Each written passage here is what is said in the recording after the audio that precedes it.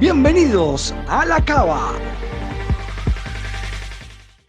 Así es, estamos en La Cava, la cita semanal aquí en este sitio chévere para tener una tertulia con las personas, con los ejecutivos, bueno, ante todo personas, ¿no? Los ejecutivos, los gobernantes que han hecho grande esta región, que han trabajado por nuestra ciudad, por el departamento y reconocidos a nivel nacional. Hoy tenemos un colega, un comunicador, abogado, que le ha tocado pasó de un punto, de un lado para el otro. Fue desde crítico en la parte de comunicación y periodista y ya ser protagonista en la parte gubernamental. Le damos la bienvenida a Eduardo Antonio Amaya. Que se me olvidó el otro apellido. ¿Amaya qué? Márquez. Márquez, salud, vea. No, Luis Fernando, salud. No me haga esto, hombre. Salud a todos ustedes. En La Cava ya empiezan a brindar. Muy bueno. ¿Y este vino que hay aquí atrás que tiene todo? Tenemos de todo, pero hoy le tocó el whiskycito. Hoy tocó whisky, nosotros sí. vamos haciendo el cambio. No, yo supongo que eso depende del invitado. Entonces, invitado de primera ¡Salud de nuevo! Bueno, Fernando, gracias por la invitación y un saludo a todos los televidentes. Pues, gran conocido en la parte periodística y el derecho, líder también de la comunidad. Ibaguereño al 100%. ¿Ah? ¿En qué barrio nació? Yo nací en el Hospital San Rafael, que es hoy la Clínica Tolima. Ah, sí. Ahí quedaba el Hospital San Rafael, que era un hospital público. Sí. Ahí nací yo. Hoy es la Clínica Tolima. Hoy es la es que Clínica fue Tolima. hace rato, ¿no? Hace varias décadas. Hace varios, no, pero bien, vea, el cenizo, el hombre, come años, ¿no? Usted tinta el pelo como puede unos colegas y queda más hoy. Yo creo, sí, yo creo. Yo estuve en la China ¿Sí? hace unos años y fui a la plaza de mercado de la China. Sí. ¿Sí? Y entonces dentro de todas las cosas que vi un cepillo que uno le echa una tinta y uno se cepilla y queda el cabello negro. Y lo usé, lo compré y lo usé, sí. pero me veía ridículo. sí, no, bueno, a los que lo usan bien, ¿no? Chévere, cada quien como se sienta bien. Cada uno cada loco con su tema. Sí, pues no hay problema por estar acá. Sin envidia, sin nada. Todos estamos aportando para nuestra comunidad y la gente. Entonces, nació en el hospital San Rafael. San Rafael. ¿Dónde vivía? ¿En qué sector de Ibagué? Digamos, varias etapas. Hubo una etapa de mi infancia que viví en el barrio Córdoba, Sí. Magisterio Córdoba, Sí. que eso es por la avenida Ambalá, Sí. porque mi familia casi todos son docentes. Maestros. Hubo otra etapa en la que, por la actividad de mi papá, que él era lo que hoy llamarían director de la DIAN aquí El nombre local, del padre. local, Antonio Enrique Amaya. Le decían Ya Antuco. tenemos el Antonio, ¿de dónde viene? Ahí está. Le decían Antuco en Santa Isabel, muy conocido. Sí. Entonces lo trasladaban mucho. Entonces estuve en Mariquita, estuve en Venadillo, estuve en San Antonio, al sur del Tolima. Sí. Viví en todos esos sitios y en Ibagué, como les digo, por la avenida Ambalá y en el barrio Ricaurte. Yo, digamos que gran parte de mi infancia la viví en el Ricaurte. Sí, tradicional del sector del sur de Ibagué, bien, barrio que se formó mucha gente allá, ¿no? Uy, era un barrio muy tranquilo, Sí. Pues en esa época, ¿no? Hasta ahora, digamos, no había el desarrollo que hay hoy, entonces usted tenía su casa y alrededor fincas y fincas, sí. Era como vivir en el campo. Sí. Vivir en el Ricaurte, en la zona donde nosotros vivíamos, era como vivir en el campo, era delicioso. Bueno, ¿y la escuela cómo le iba? ¿Bien? Sí, ¿sabe qué? Sí, yo siempre fui un estudiante muy promedio hasta llegar a la universidad. Pero mi primaria y mi bachillerato yo fui un estudiante muy promedio. Hacía un esfuerzo enorme por pasar ciertas materias. Sí. Entonces, matemáticas era para mí un dolor de cabeza, física era un dolor de cabeza, química no tanto, pero también me daba muy duro. Yo destacaba en inglés, destacaba en castellano, en ciencias sociales, en esas humanidades. Sí. Por algo resulté en estos temas. O sea, a usted le tocó vivir esa pandemia que todavía no termina. ¿Sabe cuál es? ¿Cuál es? La de Baldor. Ah, sí. Sí. Eso es pandemia toda la vida. Uy, ese álgebra de Baldor sí que dio dolores de cabeza. Hoy sigue. Y sigue dando dolores de eso cabeza. es fuerte. Oye, estuve leyendo y yo no me enteré hasta hace muy poco que Baldor era cubano. ¿Ah, sí? Yo creí que Baldor, como aparece, es una figura ahí que parece de Oriente. Bueno, no. sí. Baldor quien elaboró las fórmulas y el álgebra, cubano. Bien interesante, no lo sabía. Qué bueno. Ahora lo vemos mucho con el ciclismo, o sea, yo le preguntaba, entonces en el colegio, ¿qué? No, en el colegio, digamos, porque siempre muy regular, muy regular. Uno, ¿no? Sí, me gustaba mucho el centro, en esa época ¿se acuerdan? Sí, Hacían sí, centro claro. literario, entonces yo era el que presentaba, yo era el que declamaba, yo era el que organizaba el grupo de teatro, ese era el loquito del colegio. Pero para deporte negado, totalmente negado. Es decir, mira, era tan malo, que en el equipo de fútbol del salón o del colegio me ponían de árbitro. Y era verdad, lo ponían a pitar. Me ponían a pitar y ni siquiera eso hacía bien. Muy negado para los deportes. Yo vine a hacer deporte ya, digamos, después de los 30 años. Sí. Que uno empieza a decir, bueno, necesito hacer deporte, casi que lo hace por necesidad, ¿sí? Y empecé a buscar qué deporte hacer y encontré en el ciclismo una pasión, y sigo haciendo ciclismo. ¿Y cantaba, no? ¿En el colegio? No. ¿Nunca cantó? No canto. Mi señora dice que canto muy bonito, sí, no se le vaya a ocurrir ponerme a cantar, pero mi señora dice que canto muy bonito, pero nunca lo hice, declamaba, y fui campeón departamental de declamación y eso ayudaba a uno a tener buen casting siempre, estar uno bien acompañado. Sí, ayudaba algo. Una novia del colegio. Varias, sí. Varias. Nombres, saludemos. Le voy diciendo, no recuerdo ni siquiera los nombres. ¿Marcela no me acuerdo de Marcela? No. Sí, Marcela, me acuerdo, pero los nombres. Marlene García, una niña Marlene García, ya en el bachillerato. Sí. Pero no recuerdo. Pero sí, se pasaba bien todo. Se pasaba bien, se pasaba muy bien. Las rumbas. No, yo no. Yo era un muchacho. Nosotros tuvimos unas circunstancias que mi papá murió en la tragedia de Armero. Ok. Entonces, y yo estaba en el bachillerato, eso altera la vida de cualquier familia, ¿sí?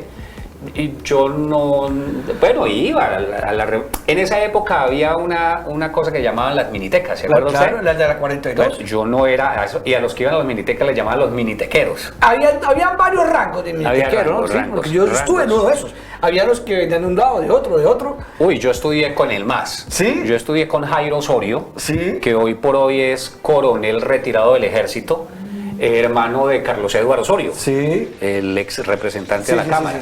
Ese era el más.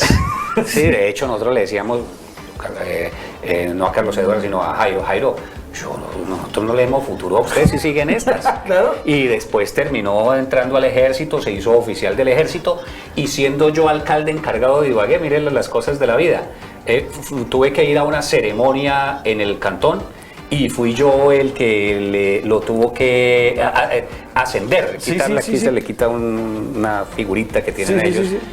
Y ascenderlo al grado de coronel. Años.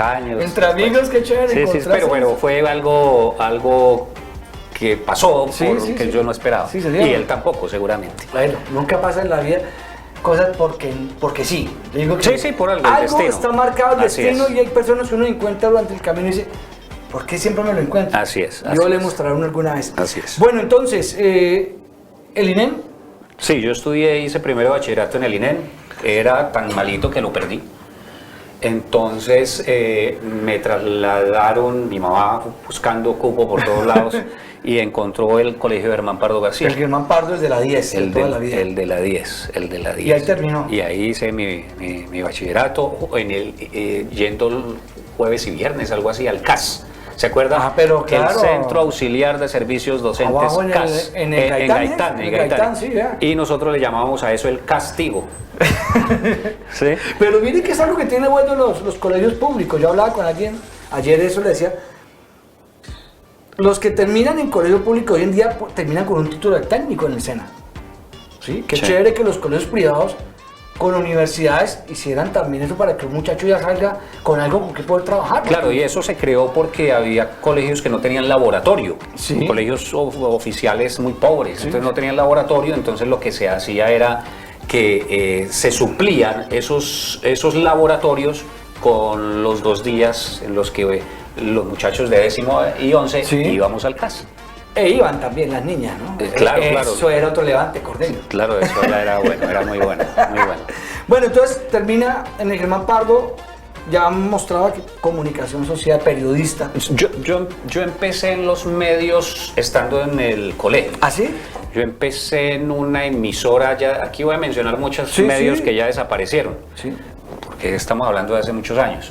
En un medio que se llamaba Radio Festival, Yo le iba a decir Radio Festival. de la cadena Coral. De la cadena Coral. En esa época no había emisoras FM ni Ibagué, No. y esa era como la emisora FM por la programación que tenían, ¿sí? Y todos los muchachos escuchábamos esa emisora. Yo terminé trabajando Que allá. quedaba en la 14. Quedaba en la 14, exactamente. Sí, señor. Entonces yo terminé trabajando ahí en Radio Festival, ahí hice mis pinitos, ahí fui control, ¿sí? Pero ¿cómo Eh, llega, estando en el colegio, cómo llega al porque festival? hicieron, ese era el año internacional de la juventud, Sí. y entonces del colegio nos llevaron a una marcha que Sí, había, sí, y estaban las emisoras transmitiendo, entre esas Radio Festival, que llevaba su Transmóvil.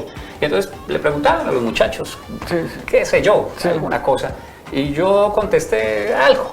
Y a quien estaba ahí le gustó lo que yo respondí. Me dijo, hombre, ¿por qué no va tal día a la emisora? Que, no sé, el hombre tenía como, Sí, sí, como sí, olfato para el tema de los talentos, de encontrar los talentos, Y fui y empecé a hacer, empecé como empieza uno, Sí, sí, sí. mirando como el tornamesa, cómo ponían los discos. En esa época había discos de acetato. Sí, claro. ¿Sí? Sí. Los comerciales, el locutor, el periodista, y uno los veía, ¿sabe? Como los grandes Claro. ídolos, ¿sí? Entonces luego uno pide pista para que le enseñen a manejar la consola, y luego entonces le permiten un turnito, dar la hora. alguien no llega. Entonces en esa época era más complicado ser locutor. Sí, estaban en esa transición entre, ¿se acuerda que primero se requería licencia La licencia de locutor. para ser locutor y había que hacer un examen? Ah, sí. Estaban en ese retroceso, digo Sí, yo. sí, sí, claro. Porque fue un retroceso en donde ya no se exigía la licencia. Sí. Yo entré ahí como en ese sándwich, De la en ACL. esa época, de la Asociación Colombiana de Locutores, y había un examen muy duro, compañeros míos lo hicieron. Mauricio Vargas lo hizo, Mario Aníbal Bautista lo hizo. Sí. Yo soy de esa Sí, sí, sí. época. Yo no alcancé a hacer ese examen, pero en ese momento quitaron esa exigencia. Entonces ya uno sí, daba la hora. Y ese día, el primer día del micrófono. Pues muerto del susto. Muerto del susto. Es que si Eso tú es. puedes el primer día del micrófono, Sí, que sí, eso, sí. eso ahí quedó, ahí quedó. Estamos hablando de hace 30 y tantos años. 30 y tantos años. Sí, esto está delicioso y ustedes están brindando en la casa también con nosotros. Entonces, bueno, entra ya al mundo, se va para Bogotá, No, ¿no? no. ¿Qué hace? Yo de ahí, bueno, entonces ahí pasé por todos los puestos. Sí. Yo recuerdo que, José Alberto Ortiz José Alberto. estaba en el equipo de deportes, Sí. y entonces necesitaban a alguien que es el que da los goles de las otras, Sí, se da otra plaza. de las otras plazas. Sí. Yo era un muchacho de 16 años, o 15 años tal vez tenía yo. Y entonces, pues tenía una vocecita así. Sí, claro. ¿Sí? Y entonces yo decía, Cali! ¡Gol! Eso sonaba ridículo. Sí, sí, sí. Por supuesto, duré 2 partidos. Sí, claro. 2 transmisiones. Fue debut y despedida. Debut y despedida, exactamente. Pero ahí Mario Castellanos, ya desaparecido, Macami, Sí, Macami. periodista, De me la dijo, casa también. me dijo, hombre, Edward, en La Voz del Nevado estamos necesitando un periodista, y yo quería era ser periodista, a mí ya me gustaba ese Sí, tema sí, del periodismo. Estamos necesitando un periodista y de pronto usted puede ser, ¿sí? ¿Por qué no va y hace el ensayo? Entonces me fui para La Voz del Nevado, salí de Radio Festival y empecé a hacer reportería, ¿sí? En el noticiero del comentario con Mario Castellanos, con Barahona, Sí, con el Peludo Gómez, con Mario Castellanos, bueno, un grupo Sí. grande y muy bueno. Y me quedó gustando. Y estando ahí, Mario también me dijo, hombre, Humberto Leitón Sí. se va a casar. Y Arnulfo está buscando un periodista. Y yo le hablé de usted. Yo le dije, hay un chino que pinta bien. ¿Y usted qué estaba haciendo en el momento en el colegio? En el colegio. ¿Todavía? Sí, en el colegio. Entonces, fui y conocí a Arnulfo. En esa época Arnulfo pues era el prohombre de los medios de comunicación y todo el mundo quería trabajar con él. Me contrató para hacerle las vacaciones a Humberto Leitón. Recuerdo que contrató otro periodista que años después me encontré en Caracol Pereira. Y entonces dijo, bueno muchachos, estas son unas vacaciones de 20 días. El que lo haga mejor se queda en Econoticias.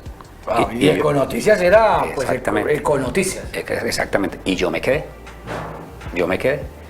Y ahí empezó mi trabajo, ya digamos mucho más en serio, en Econoticias. Ahí fue donde, después Arnulfo me echó. ¿Ah, sí? Sí, Arnulfo me echó. Por una razón sencilla. En esa época, no es como ahora, nosotros íbamos a las transmisiones de las elecciones. Y en esa época los resultados electorales no son como ahora. Usted a las 5:30 de la tarde está despachado como periodista. Ya están el 100% de las mesas escrutadas, contabilizadas, etc. A nosotros nos daban las 3 de la mañana, 3:30, 4 de la mañana, y era el 15-20% de las mesas escrutadas. Entonces, terminamos 4 de la mañana, yo terminé muy cansado, trabajando desde las 6 de la mañana, despierto desde las 5 de la mañana del día anterior. Me fui a dormir a la casa y me quedé dormido. Y yo tenía los resultados. No, pues no tenía nada. Y entonces, en esa época, el noticiero no empezaba a las 6, empezaba a las 7. Entonces Arnulfo decía, Amaya, ¿dónde está ese chino? No, el chino no apareció. ¿Sí? Yo me quedé dormido. ¿Y a qué hora se despertó? No sé, me pude haber despertado a las 7, pero ya para llegar aquí ya perdí el año. Cuando llegué, la gerente del noticiero me pasó la carta, me dijo, Arnulfo le manda saludos y despachado. Pero en el mismo edificio quedaba el radioperiódico Al Minuto, que era de la mamá de Héctor Sánchez, de Chavita, de Isabel. Sí. Entonces Isabel me llamó, me dijo, ¿verdad que Arnulfo lo echó? Le dije, ¿y por qué? Y le conté. Me dijo, tranquilo, me dijo, véngase a trabajar conmigo. Duré 15 minutos sin trabajo. Eso fue inmediatamente. 15 minutos sin trabajo y me fui a trabajar al radioperiódico Al Minuto. Ahí trabajé un tiempo, pero don Antonio Rocha, que era el dueño, Antonio Rocha Peñalosa, una voz hermosa, que era el dueño de La Voz del Nevado junto con doña Enelia Caviedes, siempre me dijo, él me decía Omar Sharif, no me decía Edward, me decía don Omar Sharif, decía que yo me le parecía al actor. Entonces siempre me decía don Omar Sharif, usted tiene que irse a estudiar a Bogotá, no se quede aquí, estudie, si quiere regresar es otra cosa, pero váyase a estudiar. Y yo tenía eso ahí en mi cabeza, y estando ahí yo decidí irme a estudiar a Bogotá. Entonces me fui a Impau a estudiar que era lo máximo periodismo en esa época. Sí, era una escuela de periodismo sensacional. Sí. Y Jaime Pava me dio la mano porque me dijo, bueno, entonces estudie en la noche en Impau y trabajé en el día aquí en Radio Super. En Super. Queda a 2 cuadras. Sí, queda al lado. Y si se quiere, a 1,5 cuadras. Ahí en el Parkway.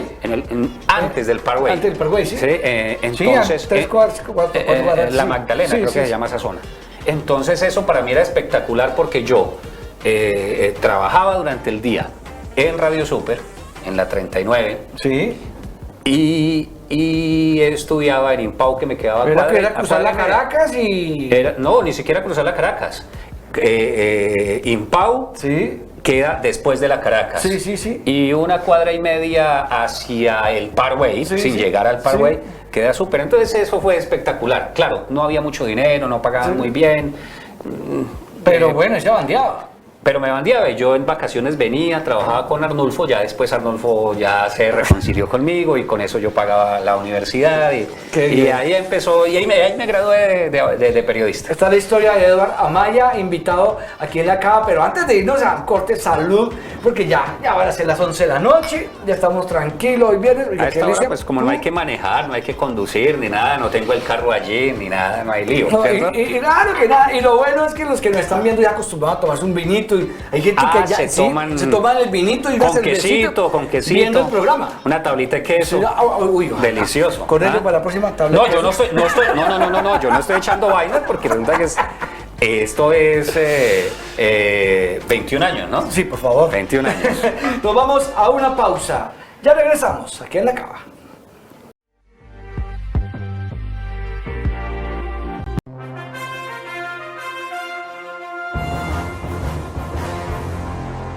En el canal PC, pues, es el único canal de televisión que tenemos acá a nivel local en Ibagué. Yo era una persona muy pendiente a las 8 de la noche de las noticias. Es un canal muy importante para la región y especialmente para Ibagué. Y es el canal que a mí me gusta porque son las notas que da uno aquí al Tolima, donde yo veo a mis amigos músicos, pintores.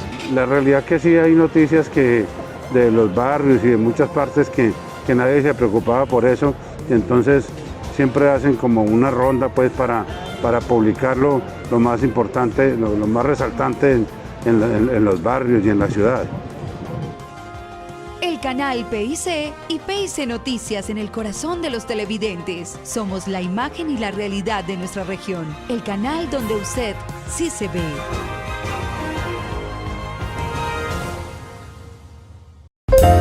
Cocinando con Nena. Una vez más llegando hasta sus hogares con una receta fácil, rápida, pero sobre todo económica. Nena Inés les cuenta y los televidentes se saborean.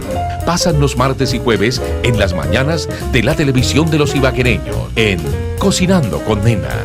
Espero que ustedes allá en casa lo puedan elaborar, lo puedan comentar. Cocinando con Nena.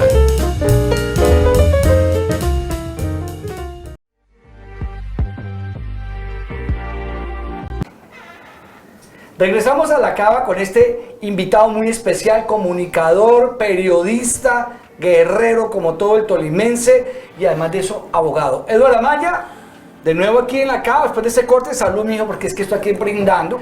Pero es que me he tomado ya 3 y usted vuelve y me lo llena. Pero es que estamos por lado y lado, eso cada rato, para que esté bien, para que siente como saludo a todos ustedes los que nos están viendo en sus casas. Nos tocó el amarillito.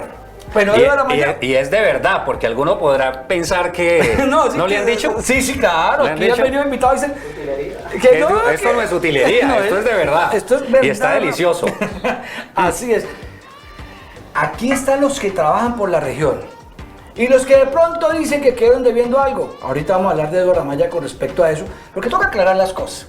Claro. Es un programa donde no hay envidias, donde lo que hacemos es exaltar a la gente. No, pero pregunte y yo contesto, no tengo lío.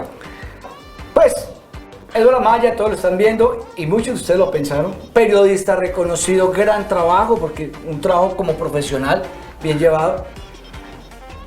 Todo marchaba bien. Ahora me decir que mejor. Cuando que Eduardo Amaya, secretario del gobierno de Ibagué. ¿Cómo fue esa vaina que le dio la vuelta? Porque todos quedaron así. ¿Cómo así? Secretario de gobierno, o sea, ¿qué está cuadrando allá con Chucho? ¿No fue la cosa? Sí, pero, a ver, yo después de que terminé mi carrera de periodismo, me vine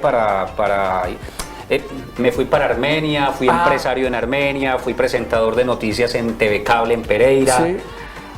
Fui jefe de redacción y director del Diario de Colombia. Sí. Y luego me vine porque tuve una situación de amenaza, ¿sí? Una situación muy complicada. Y ¿usted trabajó con Cable Pacífico allá? No, yo trabajé con TV Cable de Pereira, de los Merec. Y Cable, de los Merec. Para allá había mi pregunta, ¿trabajó con Javier Merec? Sí. Okay. Yo era el presentador y director del noticiero. Okay. Entonces, pero estando en Armenia, mataron a un periodista de apellido Márquez. Y el comandante de la policía, esta historia no la he contado sino una vez, el comandante de la policía del Quindío llegó a la redacción, a la dirección del periódico, yo era el director, y me dijo: Eduardo, estoy muy preocupado, la información de inteligencia dice que al que iban a matar era usted. Resulta que el periodista que mataron, su primer apellido es Márquez, mi segundo apellido es Márquez. Sí. Los sicarios parece que se equivocaron, ¿sí? Y le dijeron Márquez, y él estaba abriendo el carro, volteó a mirar y le pegaron unos tiros y murió. Pero la información de inteligencia decía que era contra mí. Entonces yo le dije, coronel, ¿qué hago? Me dijo, yo le puedo poner unas escoltas, pero no le garantizo nada. Y esa zozobra durante semanas no es lo mejor, Sí. no la recomiendo. Sí. Entonces llamé a Henry Pava, acá a Ibagué o a Bogotá. Le dije, don Henry, pasa esto. Me dijo, véngase ya para Ibagué y asuma la dirección de Super Noticias. Entonces yo le dije, hagamos una cosa, hagamos una empresa, hagamos sociedad, ¿sí? Y entonces me vine como empresario de comunicaciones, ¿Sí? hice sociedad con los Pava y estuve ahí mucho tiempo, fui hasta gerente de Radio Super. Pero estando en eso, entonces decidí estudiar Derecho, ¿sí? Siempre he creído que los periodistas todo periodista debería ser abogado, digo yo. Totalmente de acuerdo. Es más, pienso que el primero ser abogado y después periodista. Y se explica de una manera muy sencilla, es que uno tiene que conocer las leyes, conocer cómo funciona el Estado, ¿sí? Cuando yo estudié Derecho fue como si me hubieran quitado una venda de los ojos. Entendí tantas cosas. Entonces, terminé mi carrera, o estaba terminando, creo que acaba de terminar. Estaba en el proceso de graduación y yo le había dicho a Chucho Botero que yo quería ser secretario de gobierno, ¿sí? Yo le dije alguna vez, siendo el candidato, le dije, yo quiero ser alguna vez secretario de gobierno, quiero ser funcionario público, yo sé que puedo hacerlo, estoy terminando mi carrera. Él, cuando se posesionó, nombró otra persona, Sí. ¿sí? Pero en el mes de junio, es decir, habían transcurrido 6 meses, me llamó y me dijo, necesito cambiar ese funcionario. Y el tipo es usted. ¿Ah, sí? Sí. Usted me dijo que usted se aceptaba ese reto. Le dije, ¿dónde firmo? Y entonces me posicioné como secretario. Los coleguitas me ponían 3 meses o 2 meses en el cargo. Me decían, este no dura más de 2 meses en el cargo. Pues la verdad se está exagerando. Sí, me ponían 2 días. 2 días. Muy poco. Mucho más. Sí. Y estuve a partir de ese junio todo el periodo. Todo el periodo. ¿Todo el periodo ahí? Absolutamente todo el periodo. Y Chucho me puso unas metas que además estaban en el plan de desarrollo. Se cumplieron. Construí, por ejemplo, la estación de bomberos de los barrios del sur, Sí. que es una estación de bomberos. Una maravilla. Una maravilla. Trajimos la policía metropolitana, eso ni siquiera está en el plan de desarrollo. Sí. Eso fue un lapsus mío que una vez entregando unos carros de bomberos en Ibagué, yo me emocioné en el discurso y le dije a Chucho, alcalde, deberíamos luchar porque Ibagué tuviera policía metropolitana, pero Ibagué no tiene ni siquiera área metropolitana, ¿sí? Y Chucho ese día me dijo, hágalo. Y empecé yo a sufrir, duré 3 años desde que se estructuró el proyecto hasta cuando entregamos la policía metropolitana. Pero bueno, entonces usted empezó como toda la gestión pública, una gestión de proyectos. Correcto. Llegó a la gestión y después gestión por resultados también. Sí, claro. Y entre nosotros creamos, por ejemplo, la comisaría de familia que queda en la Fiscalía y la primera inspección ambiental del país. La creamos acá en Ibagué, la creamos nosotros y creamos un programa que se llamaba Justicia Móvil, que era llevarle la justicia, era una buseta que acondicionamos con servicios médicos, odontológicos, jurídicos y demás, y la llevábamos al barrio para llevarle la justicia a la gente. A veces la justicia es muy lenta, Sí. ¿sí? O la gente no tiene cómo llegarle a la justicia, entonces nosotros le llevamos la justicia a la gente. Hicimos muchas cosas, hicimos un trabajo con las barras. En esa época había mucho problema con las barras, un sector de las barras del Deportes Tolima, problemas de violencia y esto, e hicimos un trabajo con ellos muy bonito en los barrios, pintando y arreglando los jardines, los parques, y en contraprestación les dábamos unas boletas. Hicimos un trabajo social muy bonito. Bueno, muy bonito. eso es lo bueno. Ahorita hablamos de... No, es que cuando usted firma ¿Qué? vienen cosas, eso viene en el combo, lo bueno y lo malo. Para que aclare que usted fue el tirano, como que le decían que sacó un poconón de gente que nadie había atrevido a hacerlo. No. Para desalojar un sector muy grande. Sí, pues digamos, pues es que aquí estamos frente a 2 derechos. En la urbanización Nueva Castilla, que seguramente nos están viendo muchas personas allá, Saludos. Vamos a brindar por esto que vamos a aclarar aquí. había unas personas... Necesito que me impulse. Había unas personas les habían adjudicado unas viviendas. Sí. Entonces usted tenía un legítimo O derecho. sea, era legal. Le adjudicaron vivienda y Claro. estaban ahí bien. Y de la noche a la mañana aparecieron unas personas y ocuparon de manera ilegal esas viviendas. Y a ellos no se les había adjudicado, las ocuparon ilegalmente. ¿Sí? A la brava, pues, como decimos nosotros. Correcto. Las invadieron, para Las decir el sí, sí, nombre. sí. ¿sí? Entonces... ¿Cuántas eran? ¿Cuántas familias eran? Más de 1000. Estamos hablando de algo fuerte. Sí, muy grande. Para que un gobierno se atreva Muy grande. a tomar esa decisión, Sí. políticamente no es nada Es favorable. muy difícil, muy difícil. Es el desalojo más grande en la historia de Colombia. Y entonces Sí, eso claro. duramos preparándolo en consejos de seguridad con el comandante de la policía de esa época, el coronel Herrera y otros funcionarios. Yo creo que duramos un mes preparando ese desalojo. No, es que uno- Desalojo con helicóptero, desalojo, fue una cosa es que le repito, es impresionante. una decisión política muy fuerte. Claro, ahí encontramos que había de todo, gente con necesidades Sí. que llegaba a ocupar otras personas que habían sido engañadas, otros avivatos, delincuentes, ahí había de todo, ¿sí? Pero había otras personas que habían adquirido, tenían un derecho legítimo y entonces había Muy que complicado. defender el derecho legítimo de esa persona. ¿O qué le digo yo al que le adjudicaron una casa, ¿sí?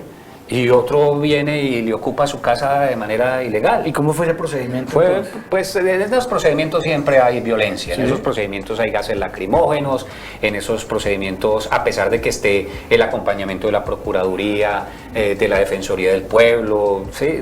Siempre hay violencia porque es la fuerza del Estado contra unas personas que no Pero es quieren que habían ceder. hartos. No, era Sí, grande mucha gente. y duró semanas, eso no fue un desalojo. Eso de no un fue una día. noche que llegaron y se fueron. No, fue un desalojo que incluso creo que cuando nosotros terminamos la administración había casas que no se habían podido desalojar por órdenes judiciales, porque algunos jueces no nos lo permitieron, ¿sí? Medidas cautelares y demás. Entonces es un tema de largo aliento. Y un problema, y un Gravísimo. riesgo para ustedes. además. Digamos que yo estaba haciendo mi trabajo, Sí. ¿sí? Yo siempre... ¿Y estaba en ley? Yo estaba cumpliendo con lo que me exigía mi labor, punto. Como estaba haciendo mi trabajo cuando hacíamos operativos con el tema del espacio público. Esa es otra papa caliente impresionante. ¿Dónde voy a eso? ¿Cómo? Aquí y en cualquier parte. Y en cualquier parte del mundo. Ve, yo fui, le conté que había ido a China, yo fui años después a China y me dio mucha risa porque fui con Ariel Medina, que fue contralor del municipio después. Y nos bajamos del avión, fuimos al hotel y nos fuimos a un sitio que le llaman La Bola, que es un supermercado, bueno, centros comerciales gigantescos. Y lo primero que vimos fue policías correteando vendedores ambulantes a miles de kilómetros de distancia de Ibagué. Donde se dé papaya, ellos van a trabajar. Así es. Con- Pero es un tema social, es un tema de falta de empleo, ¿sí? Que no se arregla con seguridad. Eso se arregla de otras maneras. Y además hay otras empresas subterráneas que también están moviendo ese mercado. Ahí hay unas mafias, ¿no? Sí, Eso hay que sí, decirlo no, como sí. es. De todo, como en lo que contábamos anteriormente, ahí lo que hay es gente con necesidades y otros que se aprovechan de las necesidades de esas gentes. Así es. Bueno, nos vamos a una pausa. Ahora vuelve y me lo llena. Eso de una se llena. Eduardo Amaya, periodista, abogado, líder de la comunidad, y aclarándonos esos punticos se quedaron dando vueltas entre toda la población al decir que no están bien hechas las cosas y abusar de poder. Pero se hizo lo que tenía que hacerse Así es. en ley. Salud para todos ustedes. Ya regresamos. Aquí en la cama.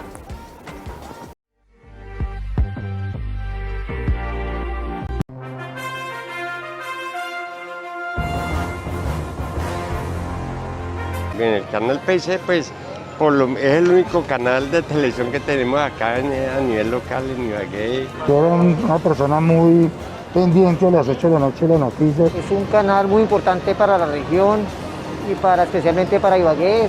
Y es el canal que a mí me gusta porque son las notas que da uno aquí al Tolima, donde yo veo a mis amigos músicos, pintores.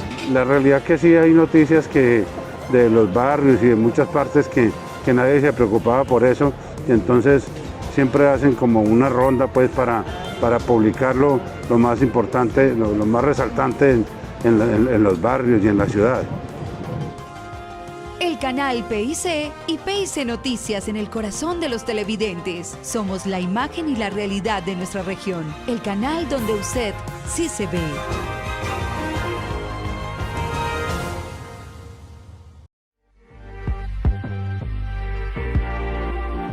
Ya estamos tardecito cerrando esta cava.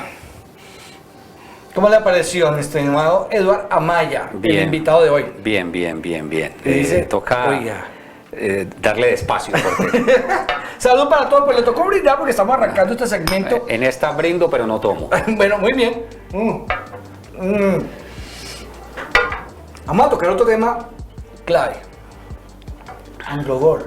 Anglo-Gol. Lucha, ¿no? Eso fue fuerte. ¿O cómo sigue esto? ¿Cómo? Duro. Duro. Muy difícil. El tema... Yo no quería estar en su posición, que usted era el asesor de comunicaciones. Sí. Se ha puesto duro contra esa pelea tan fuerte que... No, y que no solo aquí, porque a mí me tocó dirigir las comunicaciones a nivel nacional durante un tiempo. Luego en Antioquia también estuve asesorándolos en ese tema. Muy complicado porque la discusión sobre el tema minero nunca se ha dado en Colombia. No ha habido discusión realmente, no se ha permitido la discusión. Es que es muy difícil. Entonces, la gente no sabe lo que es la verdadera minería. La gente tiene la historia negra de la minería o de la extracción ilegal, por ejemplo, pero no de la verdadera minería, de la minería que hacen empresas serias que pagan muy buenos salarios, que le permiten cambiar el modus vivendi, el modo de vida a sus empleados, que generan impuestos, que generan regalías, que generan también encadenamientos productivos. La minería de hoy no es la minería del señor negro con un casco y que entra con una pica a un socavón. Y una batea. Eso no es la minería de hoy. La minería de hoy del siglo XXI es diferente, con por ejemplo, vehículos autónomos, vehículos que no tienen conductor y se manejan a control remoto. Es decir, no ingresan hasta el sitio las personas y están desde un sitio como este, ¿sí? En donde a control remoto manejan con una tecnología impresionante. Eso es la minería de hoy, ¿sí? Pero no se ha dado la discusión y entonces algunas personas entendieron que vieron en eso una posibilidad política, ideologizaron la discusión y vieron en eso una posibilidad política y se montaron en esa lucha. Y hoy son alcaldes, concejales, diputados y seguramente aspirarán al Congreso, ya lo han hecho. Y es válido, ¿no? Es válido. Lo que yo digo es, hombre, demos la discusión seria porque resulta que del Producto Interno Bruto un porcentaje altísimo viene de las regalías. Es decir, muchos hospitales, a muchos docentes se les paga con dinero de las regalías. Muchos hospitales pueden funcionar con dineros de las regalías. Muchas de las obras públicas que se hacen en este país, las placahuellas, las carreteras, los puentes, se hacen con dinero de las regalías. Es así de sencillo. Sí, y las regalías vienen del petróleo y de la minería. Así de sencillo. A eso voy, ¿verdad? Cuando hablan del petróleo, porque pues, Ecopetrol es la empresa más grande de Colombia, ¿cierto? Y hay una discusión y ya está como regulado.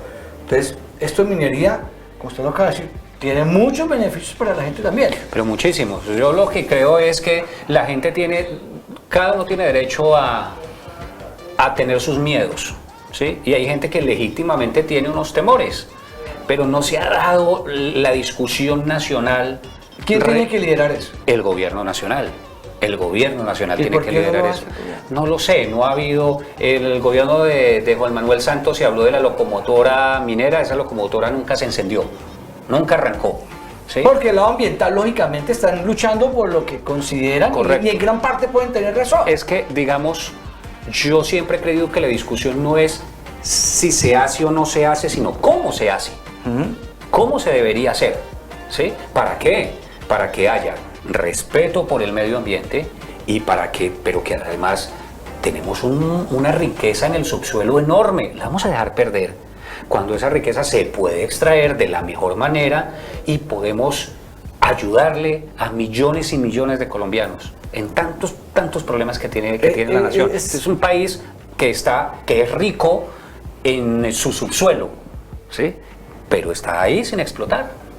Ahí es que se sienten hablar los que saben, digo yo. ¿Cierto? Claro, yo creo que es eso, permitir la discusión y no decir, no se haga, porque no, porque es que no me gusta, ¿sí? O decir verdades a medias, porque es que cuando verdades a medias son mentiras, ¿sí? Y entonces en medio de las verdades a medias y de las mentiras terminan las personas confundidas, ¿sí? Y es lo que yo critico. Alguien tiene que liderar eso, pero para buscar En algún momento se tendrá que liderar ese tema, sí. Para establecer y poner las reglas claras y que digan, bueno, mire, en estos sitios no se puede hacer minería, listo. Las empresas no llegan aquí porque se les dé la gana, las empresas llegan aquí porque las invitan. ¿Sí? Okay. Las empresas llegan aquí porque hay un catastro minero, porque les dan el Estado les entrega unos títulos para que exploren. ¿Sí? Yo estuve 8 años en la compañía, recientemente, hace un mes, abandoné la compañía, pero la conozco muy bien el sector, conozco muy bien el sector y yo que soy ibaguereño, tolimense, que amo mi región, no hablaría así si no estuviera absolutamente seguro de lo que vi, de lo que conocí. Hoy las empresas serias, las empresas legalmente estatuidas del sector minero son las que más defienden el medio ambiente, son las que más están reguladas. Todo el mundo las regula el concejal, las vigila el alcalde, las vigilan las CIAs, la Procuraduría, la Contraloría, la Fiscalía, todas las CIAs las fiscalizan, ¿sí? Entonces es muy difícil que lleguen a cometer errores, tienen unos estándares muy altos porque cualquier error en ese sector vale millones de dólares, cualquier error que se cometa, ¿sí? Parar una actividad por 1 hora vale millones de dólares, entonces ellos se cuidan mucho y usted puede ir, por ejemplo, hay una discusión que en La Guajira los niños están muriendo de hambre, ¿sí? Resulta que las empresas mineras que hay, las serias, ¿sí? El Cerrejón, por ejemplo. Sí. El Cerrejón tiene un trabajo hermosísimo en materia medioambiental en La Guajira. ¿Y qué hace el Cerrejón? El Cerrejón le entrega al Estado, le entrega el dinero de las regalías. Que el gobierno o los políticos se lo roben, eso ya no es problema de la compañía minera. Sí, claro. ¿Sí? Entonces, creo que la discusión hay que darle y por donde es, y no la estamos dando. Muy bien. Bueno, nos quedan unos minutos, ¿cierto, Cornelio? Hablemos nos quedan prácticamente 2 años de estas administraciones, de la alcaldía, la gobernación. Sí. ¿Usted cómo lo ve ya en este momento? Está fuera de todo, pues, y puede dar un análisis y un punto de vista. ¿Cómo es la alcaldía? Yo creo que el alcalde Hurtado,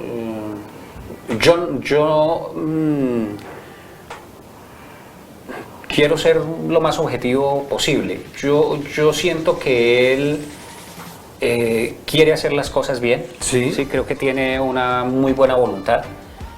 Creo que acaba de hacer un remesón en el gabinete porque ese era uno de los puntos que yo decía críticos. Creo que se le quedan, sus funcionarios no van al ritmo que él quisiera, y eso es fundamental, que los funcionarios vayan al ritmo del alcalde. Espero que con estos cambios que ha anunciado, todavía no sabemos bien, cuando estamos haciendo este programa no sabemos quién va a reemplazar a los funcionarios. Ojalá que quienes lo reemplacen vayan a ese ritmo y logren lo que el alcalde quiere. Lo veo con muy buenas intenciones. Ese trabajo articulado con el gobernador me parece que es fundamental. Totalmente. Aquí nos hizo muchísimo daño la pelea del entonces alcalde Guillermo Alfonso Jaramillo con el gobernador. es los que terminamos pagando todos somos nosotros los ciudadanos y somos los que pagamos impuestos. Entonces, ese trabajo conjunto me parece importante. Me preocupa ahora que hay un rompimiento político ahí, que se llegue a dañar esa relación, porque, repito, nosotros somos los que vamos a pagar. Espero que eso no pase. Pues ojalá no pase, porque no pase, porque lo están haciendo bien, ese trabajo conjunto lo están haciendo bien. Hay críticas como todo y creo que hay muchísimas cosas por mejorar. Todo es susceptible de mejorar. Pero yo creo que si el alcalde lo que plasmó en su plan de gobierno lo desarrolla, va a salir muy bien librado. Muy bien librado. Es algo para mirar. No por hablar de la alcaldía del ingeniero Hurtado hoy en día, sino como, no sé, bueno, uno viene de la parte privada, donde cuando hay tanto, el cambio lo que más daña cualquier sistema de producción, en este caso de administración. Usted está hablando de los cambios en la... Los cambios en los gabinetes, cambia, es un pimponeo. No son buenos. No hay quien de verdad estudie unas hojas de vida, porque es que pueden ser muy buenos, pero de pronto a mí de pronto no me da el ritmo, ¿cierto? Pero entonces se la cambio. Si hay un plan establecido, un programa de trabajo establecido. Una gestión desde la campaña. No, pero digo, en la Secretaría X hay un trabajo establecido y estas son las metas, ¿sí? Y se presentaron estos proyectos y demás. No importa la persona que esté ahí, ¿sí? Tiene que cumplir ese plan. El problema es que no han podido. Cambian a la persona y entonces no encuentra cuál es el plan, o el anterior no desarrolló muy bien el plan y tiene que comenzar de cero. Ahí o sí llega gente perdimos con 2 años. O llega gente con ideas a cambiar, porque es que lo del otro, es que es el problema que tenemos. Eso le llaman la filosofía de Adán, y es creer que lo que había antes era malo y todo es bueno a partir de que yo arranqué esta labor. Es que es algo que decíamos en las campañas anteriores. Ahora, pues, aquí hablando en esta charla, en estas tertulias, usted a mí no me venga a decir, decía el candidato, es que usted el primer año viene a aprender. Y no venga a hablar de atrás, porque si Eduardo Amaya se lanza a la alcaldía, ya sabe todo lo malo que viene. Usted no puede llegar a decir, es que el alcalde pasado no hizo. Sí, gobernar con el retrovisor es terrible. ¿Sí? Y creo que hay otro error que cometen los gobernantes, y es que una vez son elegidos, creería yo, lo que deben hacer es crear un equipo que empiece a desarrollar proyectos. ¿Sí? Porque cuando se posesiona el 1 de enero, lo primero que debe hacer el 2 de enero, que es día ya laboral, es empezar a presentar proyectos, porque si no se pierden mucho tiempo. Casi que el primer año es un año casi que perdido. Es que Eduardo, yo le insisto, es que la gestión pública viene de una gestión por proyectos. Sí, claro, así es. Y no de un volante o un brochure donde dicen, es que yo pienso que tenemos que hacer un puente sobre el Centenario para que pase todo el mundo. Mire, no se puede. Uno de los grandes uno de los grandes problemas que tiene el Tolima, y eso lo he visto mucho, es que no presentan proyectos. Los alcaldes, por ejemplo, ¿sí?, de los municipios del departamento no presentan proyectos. Uno habla en el Ministerio de Educación, en el Ministerio de Salud, en cualquiera, ciencia y tecnología, además, y le dicen, mire, me presentaron, en estos días estoy hablando con Silverio Gómez, por ejemplo. Sí, claro. ¿Sí? Y me dijo, es increíble que vengan a una feria internacional que estamos haciendo en el gobierno nacional, vengan hasta del Caquetá, y no va a venir un solo funcionario y ni un solo empresario del departamento del Tolima. O en los proyectos, la misma situación en los proyectos. Muchos proyectos de la costa atlántica, del Valle, de Antioquia, de Bogotá, de Cundinamarca, pero del Tolima muy pocos. Inflamos muchos globos. Y es muy grave. Y no hacemos nada. Y es muy grave. Pero volviendo al tema, yo creo que yo también al gobernador le veo una muy buena intención. Sí. Creo que eso que están haciendo de convertir a Ibagué en un destino turístico, un destino deportivo. Yo tengo un hijo deportista y sé qué es eso. Es espectacular, y ojalá lo continuemos. Ojalá hubiese una ordenanza en la Asamblea y un acuerdo en el Consejo que determinen que de aquí en adelante no podemos soltar ese cable, hombre, y que de aquí en adelante la ciudad y el departamento deberían ser destinos deportivos. Exactamente. Yo quería dejar, hay una frase que le digo mucho, es: tenemos que trabajar más que rajar, porque es que somos felices rajando, ¿no? Dele, aquí hemos tenido invitados que dicen, no, sí, cuando uno llega y presenta proyectos, y es que eso está malo, que está bueno. Sí, y sobre todo que ¿Qué necesita? presentar proyectos no es fácil, ¿no? No. Y que le aprueben a uno el proyecto es más difícil, obviamente, y que le aprueben el proyecto es complicadísimo, pero si no los presentamos, pues muy grave, muy grave. Y ahí se pierde mucho dinero. Y mire, ahí en el gobierno nacional hay miles de millones de pesos de regalías, por ejemplo, que no se han podido mover porque los gobernantes no presentan los suficientes proyectos. Yo que le voy a decir algo. Yo conozco a alguien que sabe presentar muy bien de sus proyectos de regalías y casi no hay quien los haga. Porque en el grupo de X no tiene esa persona, entonces prefieren no presentarlos. Sí. Eso es un egoísmo terrible, pero ahora sí se va a cerrar el programa. Me preocupa mucho y es algo que quiero liderar a nivel de Congreso. Un solo senador, no tenemos más. Bueno, ojalá tengamos más, ¿no? No, pero es que... Ahí hay varios candidatos. Claro, es que Tolimense tiene que votar Tolimense, porque sabemos que los votos se van para el eje cafetero, para el Huila, para Bogotá, para la costa, más la costa atlántica. Pues así lo establece la Constitución, ¿no? Sí. Usted puede votar y pueden venir. Yo les llamo a ellos, a algunos no les gusta, las águilas cuaresmeras. Y es que vienen solamente en esta época electoral, preelectoral y electoral, vienen a buscar unos votos y luego se pierden y no vuelven. Y no volvemos a saber de ellos. Le voy a poner una frase a alguien que dice: estos saben enredar bien. Y será que nos comemos el que sabemos enredar, pero nadie nos quiere. Si hablamos de los senadores, porque si no logran sacar los votos. Esto nos daría para otro programa, esta discusión, de verdad.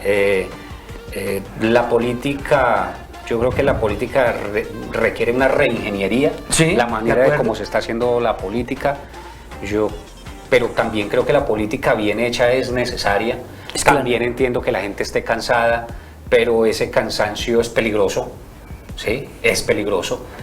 Y sí, ojalá tuviéramos unos muy buenos congresistas en las próximas elecciones. No, es que tenemos 6 congresistas porque están adjudicados. O si no, yo me atrevo a decir, tendríamos 2 representantes si fuera otro estilo, otra forma de votación. Sí, seguramente pasaría así, seguramente. Además, hay que saber escoger, el abanico es interesante, ¿no? Sí, ahí se está abriendo. Y les propongo Tolimense, vote Tolimense por lo menos para poderse encontrar cuando llegues en la camioneta el jueves, de jueves a lunes. Oye, creo que los medios de comunicación en eso también hemos fallado. Yo creo que nosotros tenemos que ser más veedores del trabajo que desarrollan los congresistas. Tienen que entregarnos unas cuentas, ¿sí? Y nosotros somos un puente entre ellos y la comunidad. Aquí nadie puede tirar la primera piedra. Yo creo que todos somos corresponsables de todos este problema. tenemos que trabajar y sacar y rescatar lo bueno, porque es que si solo nos dedicamos a tirarle piedra a lo malo, pues que hay gente que trabaja. Sí, hay gente que trabaja, hay gente que hace muchas cosas, pero hay gente que hace cosas y no las cuenta, por ejemplo. Allá iba, y no les gusta contar. Tenemos un problema grave con los señores políticos, y ojalá que estén viendo harto de lo que voy a decir.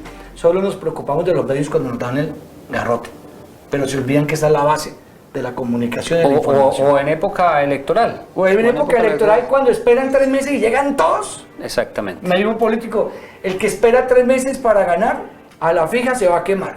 Sí. Sí, porque no hacen un trabajo de todos los días. Claro. Oiga, saludos, entonces se puso bueno. Esto que para hablar aquí, cosas bien interesantes, toda esta gente de la cava, eso está muy bueno. Los que trabajan están aquí sentados. Los que tienen para mostrar cosas positivas y aclarar situaciones en las cuales han sido señalados por la población, por otros colegas, por los líderes, está aquí sentados. Eduardo, muchas gracias por estar aquí en la cava. Fernando, gracias por invitarme. Mire. Esto estuvo muy rico. Huele delicioso, Sí. Huele delicioso. No es de utilería, lo prometo que no es de utilería, crean en mí. Muchas gracias por la invitación, por su generosidad, por sus palabras y y también muchísimas gracias a los televidentes por aguantarnos aquí durante este Esta tiempo. charlita deliciosa. Bueno, muchas gracias a todos ustedes. Nos veremos en nuestro próximo programa de La Cava. Ya saben, salud para todos. Don Eduardo me acompaña y nos despedimos.